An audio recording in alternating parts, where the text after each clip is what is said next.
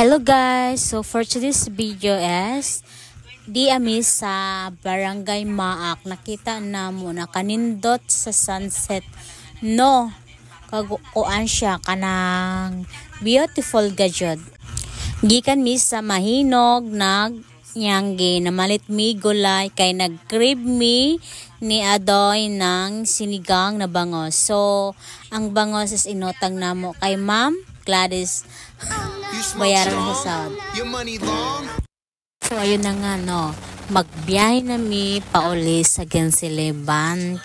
Ginsileban is munisipyo pod na nya, ang Mahinog pod is munisipyo pod. So tuwa mi sa Mahinog sa merkado magpalitan ng mga mga gulay or isda, pero karong isda na bangos gikan na sa Binoni kay Ma'am Gladys.